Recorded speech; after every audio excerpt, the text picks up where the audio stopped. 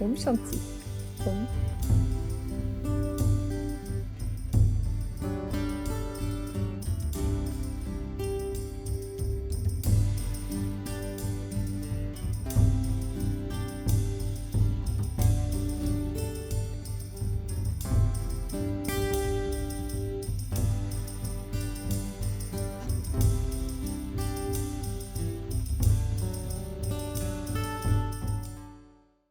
Om Shanti.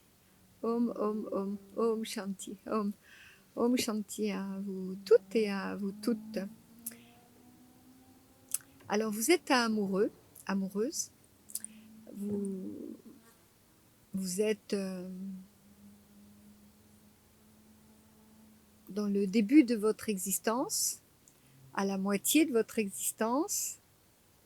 Bon, quand vous arrivez à 60, 65 ans, 70 ans, j'imagine que vous vous posez d'autres questions et que c'est davantage intégré, mais peut-être que pas, je ne sais pas.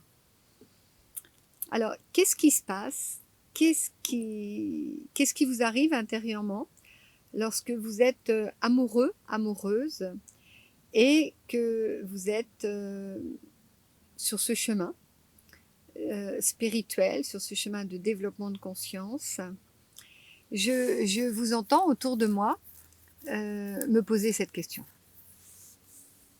Lalita, est-ce que je vais perdre mon chemin parce que je suis amoureuse ou amoureux, ou parce que j'ai un sentiment d'attraction, je dis à Mana qu'elle peut venir, d'attraction, et que de ce fait, le fait de votre situation non ordinaire, vous rencontrez des sensations intérieurement, des sensations qui sont quelquefois aussi fortes qu'en fait je t'en prie, la puissance que vous mettez dans votre développement de conscience, ou votre développement personnel et votre développement spirituel. Donc vous êtes interpellé par ces sensations intérieures, le fait d'être, que vous soyez en attraction, en émotion par rapport à cet autre qui arrive et qui retire en fait vos repères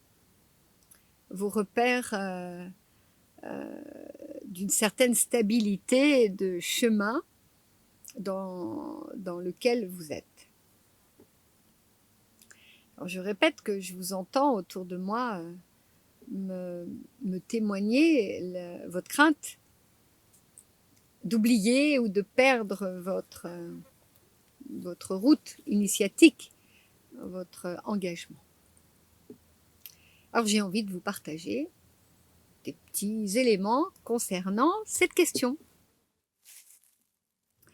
Bon, déjà, si ça se présente à vous, si l'orchestration et votre karmique et votre existence, il vous est présenté devant vous un être différent de vous ou semblable à vous, tout dépend si vous vivez une certaine forme de ce qu'on appelle l'homosexualité. En tout cas, l'autre est toujours semblable à nous à un certain niveau, hein. Surtout quand on le rencontre. Il y a une part de l'autre qui est toujours semblable à nous. De toute façon, tous les humains, d'une certaine manière, à un certain niveau, au niveau de notre être profond, nous sommes semblables à l'autre. Alors pourquoi je dis ça? Parce que justement, avant de toucher à l'interne le fait que l'autre et soi, nous sommes dans une ressemblance incroyable en fait, au niveau de la profondeur de notre être, il nous est proposé toute cette expérience et toute cette élaboration.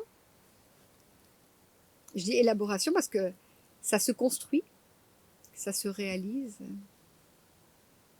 Donc toute cette expérience de de rencontre avec vous-même par rapport à ces sensations, par rapport à ces émotions, divers et variés. Ça peut être de l'émotion, ça peut être de l'attraction, comme je le disais. Avant d'atteindre ce moment où l'autre et soi, il y a cette rencontre, mais j'en parlerai plus tard de ça. Alors, que faites-vous dans ce genre de situation? Bien, déjà, vous prenez votre temps. Pas la peine de vous précipiter. Vous prenez votre temps et vous faites ce que j'apprends souvent dans des stages, c'est-à-dire vous prenez le temps d'observer ce que vous vivez à l'intérieur de vous. Alors quelquefois c'est foudroyant, hein. Vous avez ce que vous appelez un coup de foudre, ou alors une attraction très puissante. Mais quelle que soit la teneur et l'amplitude de votre émotion et de votre vital qui s'agite, vous prenez votre temps. Donc ça, déjà le fait d'apprendre à disposer du temps avec de la patience, c'est déjà un cheminement en soi. Ça bouscule de tous les côtés, ça bouillonne de tous les côtés, mais vous prenez votre temps. Vous vous posez et vous examinez en introspection déjà ce qui vous arrive. Déjà en soi, c'est un cheminement. Au niveau du développement de conscience, presque, je pourrais vous dire, autant le faire avec un être qui vous attire fortement que de le faire juste comme ça, parce qu'en stage, on vous apprend oui, il y a Valentine qui fait quand même, c'est mieux. Oui, bien sûr, c'est beaucoup mieux que d'être tout seul comme ça en disant je dois faire l'introspection de ma journée. Non, quand vous bouillonnez, ça vous demande plus de maîtrise, de canaliser. Vous n'arrêtez pas de sauter sur votre fauteuil, d'avoir envie d'appeler l'autre, avoir envie d'aller lui parler et de vous dire arrête-toi et tiens-toi tranquille pendant, allez, vous vous dites 10 minutes, après 20 minutes. C'est déjà canaliser différents éléments de vous qui sont votre énergie, votre impulsivité, votre vital. Et c'est déjà aussi apprendre à ne pas vous laisser embarquer par l'énergie. Et plus tard, lorsque nous évoluons au niveau de l'être, plus tard, c'est des éléments qui vont nous servir et qui vont vous servir. Vous allez, à travers ce type de relation, d'attraction, d'émotion, en fait, vous apprenez ce qui va vous être utile pour plus tard. Lorsque votre être va être davantage expansé, vous allez être appelé par des énergies qui vont bouillonner, par des attractions qui vont vous appeler. Et apprendre à rester tranquille, apprendre à vous poser malgré la fureur, je dis la fureur dans le sens de c'est feu quoi, hein, d'apprendre à vous détendre, à respirer, à vous maîtriser au niveau émotionnel, au niveau du mental, au niveau de l'impulsivité, et ben c'est un acquis. Voilà. Après, une autre question aussi que vous vous posez, c'est oui, mais je passe mon temps à ne penser qu'à lui ou à qu'elle, et je n'ai plus le temps de méditer, et je n'ai plus le temps de me concentrer sur l'essentiel de ce qui était mon chemin. Oui, bien sûr. Oui, c'est vrai, c'est un fait. Alors, là, il y a plusieurs directions. Soit dans votre incarnation passée, vous avez été un moine ou une nonne ou dans une ascèse très forte. Et en fait, il vous est proposé de disjoncter un peu. Il vous est proposé de changer un peu d'orientation.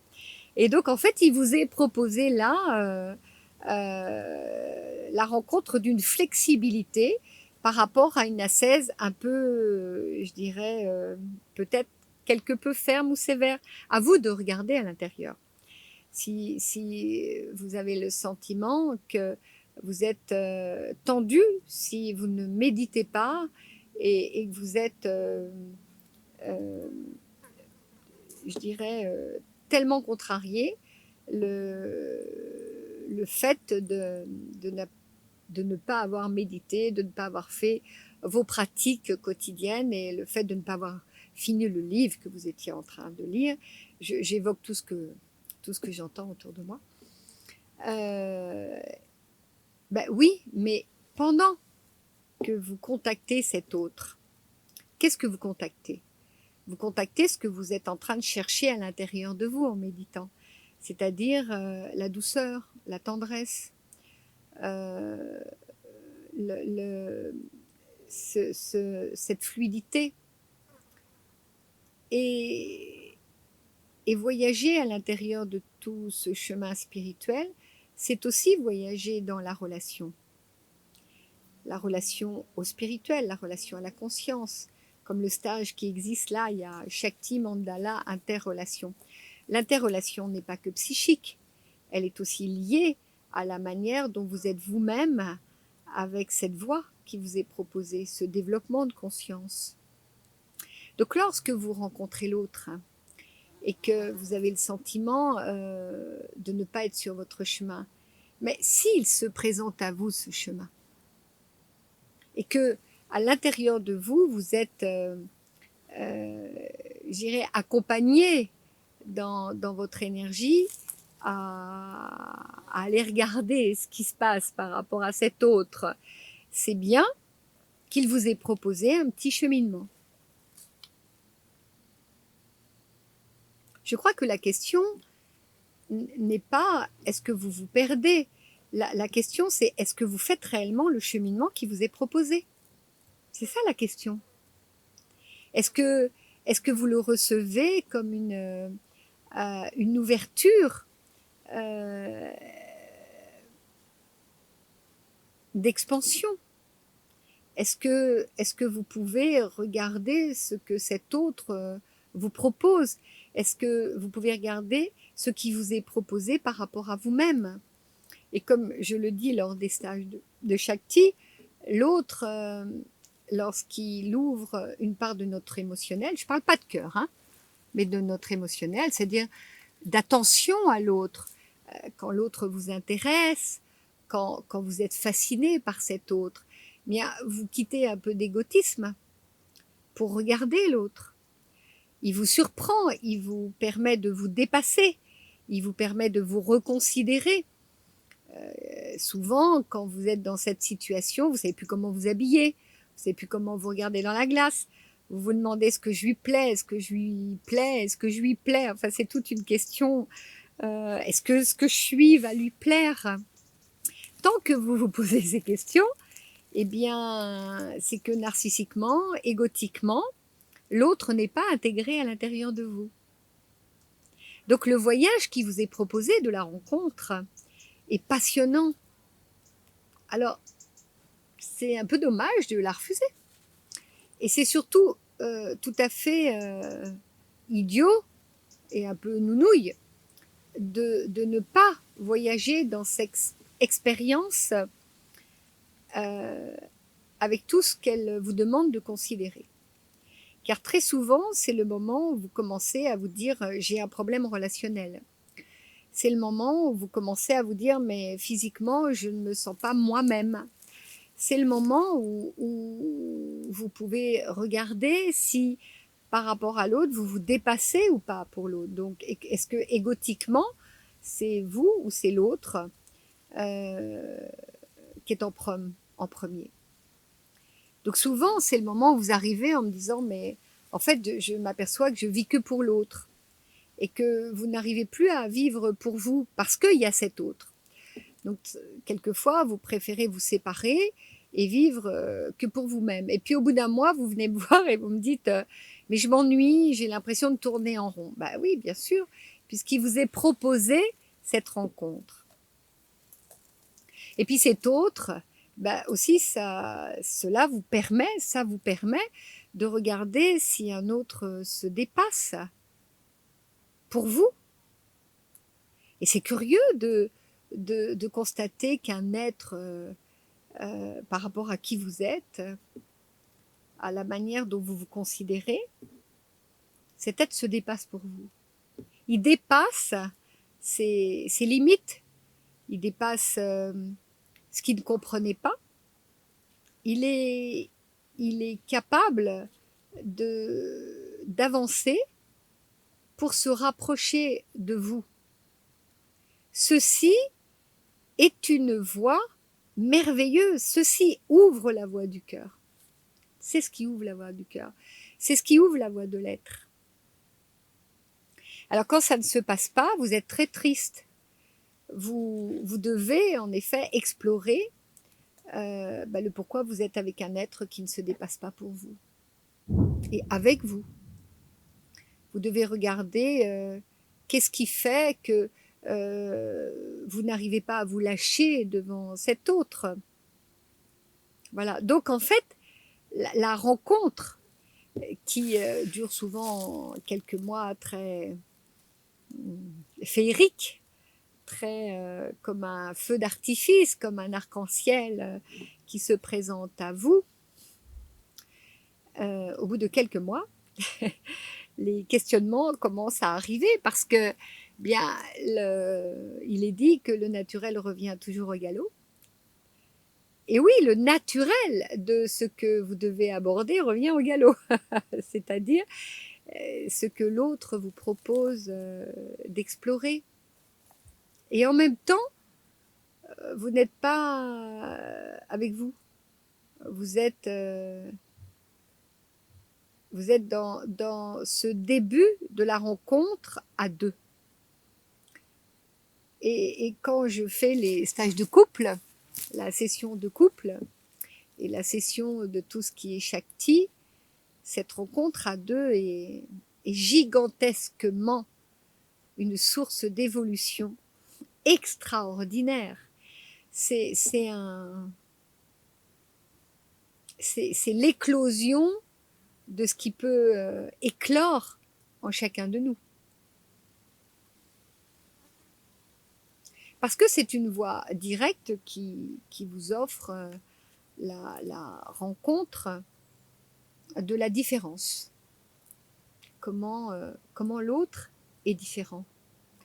Et qu'est-ce que vous faites avec cette différence? Alors, quelquefois, ça dure quelques mois, et puis vous reprenez vos pratiques. Vous pouvez constater, tout le monde constate ça autour de moi, les personnes autour de moi me disent « Ah, mais ça y est, Lalita, j'ai recommencé mes pratiques dites spirituelles, dites de développement de conscience, dites personnelles. » Mais oui, bien sûr, bien sûr. C'est ça la flexibilité. C'est que vous n'avez rien perdu. Mais si ça se présente à vous, c'est que il vous est proposé de développer des qualités liées à la rencontre à l'autre. Et là, je ne vais pas parler pendant 1 heure, après c'est trop long, vous vous ennuyez, mais je referai des vidéos. Parce qu'en fonction de la maturité de chacune des personnes que vous êtes, il est quand même assez extraordinaire, c'est extraordinaire, c'est hors de l'ordinaire de constater que ça me fait penser à Mère de Sri Aurobindo. Il est dit que quand Sri Aurobindo est parti, il y a un moment où Sri Aurobindo a demandé à Mère de sortir de la pièce pour qu'il puisse partir. Alors que Mère et Sri Aurobindo étaient des êtres, et sont là où ils sont maintenant, mais étaient des êtres éveillés pour nous au niveau planétaire. Des êtres atteints, qui avaient atteint un niveau cosmique. Eh bien, il y a un petit mystère, n'est-ce pas, dans cette rencontre qui commence par le 2 et qui finit à la longue, comme avec Govinda et Radha, Radha et Govinda. J'adore ce mantra, qui est cette union de deux êtres dans leurs différences, et la différence peut créer l'unité. Vous vous rendez compte de ce que ça peut vouloir dire? Donc la différence peut créer l'unité. C'est magnifique, non? Donc il faut bien commencer par le début. Voilà. Donc lorsque vous avez 24, 30 ans, 35 ans, 50 ans, 70 ans, peut-être qu'il vous arrive ce que je suis en train d'évoquer là. Ça me fait penser à une stagiaire qui a une soixantaine d'années, je crois plus même, et qui tout d'un coup a eu un coup de foudre, comme elle dit, un coup de foudre, le coup de foudre. C'est-à-dire que la foudre a pénétré à l'intérieur d'elle sa flexibilité. Voilà ce que ça veut dire. Et que de ce fait, une forme d'instabilité s'est révélée à elle, alors que sa vie était tellement bien rangée. Voilà. Oui, voilà ce que ça réalise à l'intérieur des êtres. Et donc, j'ai le souhait de vous dire que si vos pratiques spirituelles, de conscience, de développement personnel sont interrompues, ben, accueillez ce moment, mais surtout, explorez ce qu'on vous propose d'explorer. Voilà, utilisez les atouts. Comme tout à l'heure, je parlais de la patience, mais un autre élément aussi, c'est de regarder l'autre, de le regarder dans sa différence et d'utiliser votre développement de conscience pour considérer qu'est-ce qu'on vous propose au travers de cette rencontre. Qu'est-ce que ça vient bousculer à l'intérieur de vous qui n'est pas bousculé habituellement. Tout à l'heure, une personne me montrait un élément et me disait « mais je n'ai pas l'habitude de ça ». Ben oui, regardez là où vous n'avez pas l'habitude, là où ça vous désoriente, et ne mettez pas un mouchoir dessus. Mais à la limite, écrivez-le en disant « ça vient me désorienter ». Désorienter ne veut pas dire que vous perdez votre direction. Ça signifie que pendant un temps, vous prenez le temps de l'introspection et justement, d'une certaine manière, ça vous permet de regarder l'axe de votre, je dirais, centration par rapport à vous-même. Est-ce que vous êtes complètement embarqué par l'autre ou est-ce que vous pouvez revenir à vous-même? Et si vous ne pouvez pas revenir à vous-même et que vous êtes embarqué par l'autre, bien, je vous conseille de cheminer et de venir pour explorer tout ça. Ou en tous les cas, de vous permettre d'être accompagné et de cheminer tous ces questionnements. Parce que c'est une grâce de pouvoir explorer tous ces éléments qui spirituellement et dans votre développement initiatique vont vous être utiles. Alors je finirai là-dessus. Vous le savez, moi j'ai 65 ans. Comme je crois que je l'ai en stage, en tous les cas, je parle quelquefois de ma petite vie d'existence. Et comme tous les êtres humains, j'ai eu des souffrances à l'intérieur de moi. Et je n'ai jamais perdu le sens de ce qui est ce beau regard de la rencontre d'un être. C'est un beau regard de rencontrer un autre. Mais c'est un beau regard aussi de rencontrer cet autre. Comme il y a un stage, je crois, qui est ce stage qui s'appelle Mon Envol, je crois, où durant ce stage, je permets à tout le monde de regarder les blessures, de regarder toutes les empreintes corporelles, émotionnelles et les empreintes psychologiques du fait des relations que vous avez eues et qui ne vous permettent plus de vous laisser attendrir par la différence de l'autre. Alors, j'ai qu'un élément à vous dire, c'est de l'explorer. Et lorsque ce dégagement est fait, de re-rencontrer, alors cet autre n'est pas spécialement un amoureux d'ailleurs, hein, ou une amoureuse, mais il y a une certaine coucou d'amour, il y a une certaine fermeté, quelquefois même une certaine centration qui peut s'exprimer avec un peu de dureté quant au chemin spirituel dans lequel vous vous êtes engagé. Suis-je claire? Donc, il me semble que lorsque vous rencontrez et qu'il vous est proposé de rencontrer un autre, pour certains d'entre vous, et la personne ce matin me disait ça, oh mais ça y est, je m'aperçois que j'étais un peu sévère et un peu tendue sur son chemin spirituel, et que la rencontre lui permettait beaucoup plus de tendresse, beaucoup plus de flexibilité. Et ce que je suis en train de vous dire, c'est que moi-même, je l'ai vécu. C'est-à-dire que ce chemin spirituel, quelquefois, peut amener à l'intérieur de nous une centration qui n'est pas vraiment une centration, mais qui est en fait, tu souris Mana, n'est-ce pas, qui est une sorte de devoir. Et l'expérience que j'ai, c'est que la spiritualité n'est pas un devoir. La spiritualité est une respiration intérieure qui doit vous amener du bonheur, de la joie. Et tant que vous ne le trouvez pas, tant que vous ne trouvez pas le bonheur et la joie, tant que vous ne trouvez pas ce rayonnement interne qui fait que tout ce qui vous est présenté est agréable, et bien sûr que vous pouvez être dans l'introspection, le questionnement,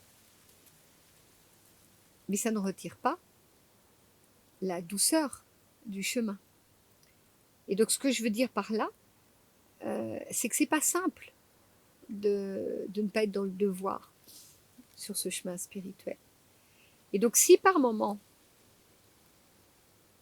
vous ne pouvez pas méditer, vous ne pouvez pas faire vos pratiques, ben peut-être il vous est proposé de visiter. Est-ce que c'est un devoir? Est-ce que vous êtes dans la dureté? Est-ce que vous êtes sévère avec vous? Ou est-ce que vous rentrez petit à petit dans une souplesse? Alors bien sûr qu'il est important de se dépasser. Bien sûr que de temps en temps, il est important de se bouger ardemment pour se lever, faire ses pratiques, faire ce que vous avez à faire. Mais regardez comment vous vous levez le matin pour aller rencontrer cet autre lorsque vous êtes amoureux, amoureuse, et lorsque vous êtes touché émotionnellement. Regardez comme c'est facile. Donc ce qui vous est proposé, c'est ça. Ce qui vous est proposé, c'est de mettre à l'intérieur de vous la même dimension. Oui, Valentine, tu me regardes. La même dimension que vous vivez lorsque vous êtes en amour. Les Québécois disent ça. Lorsque vous êtes dans l'attraction, lorsque vous êtes dans ce sentiment de rencontrer l'autre, eh bien, en fait, un moment, spirituellement, c'est l'équivalent. Vous vous levez, moi je vis ça quand je fais par exemple du yoga, j'ai un sentiment de vivre dans une situation d'amoureuse. Lorsque je médite, j'ai le sentiment de vivre une situation d'amoureuse. Je ne me pose jamais en méditation d'une manière sévère et d'une manière dans un devoir. Jamais. Voilà. Voilà ce que je peux vous dire. Donc, je vous souhaite, et j'espère avoir répondu et être en situation de répondre à quelques questionnements, n'est-ce pas, que vous me posez, certains autour de moi, certaines personnes qui sont autour de moi. Voilà, c'était la vidéo du jour. Om Shanti. Je vous souhaite de vivre en étant en situation d'amoureuse et d'amoureux. Voilà. Que ça devienne une respiration à l'intérieur de vous. Voilà, n'hésitez pas et n'ayez pas peur du risque de vivre. Soyez dans le risque de vivre. Parce que le chemin spirituel, c'est aussi un risque. Le chemin initiatique, c'est foudroyant de risques. Parce que ça nous emmène dans des directions, nous ne pouvons pas imaginer le dépassement, la nudité dans laquelle nous nous présentons devant ce multiple. Donc n'ayez aucune crainte de découvrir l'amoureux et l'amoureuse qui est en vous. Voilà. Om Shanti. Om, om, om, om, om. Et om à vous tous et toutes. À bientôt. Au plaisir de vous revoir. Om Shanti. Om.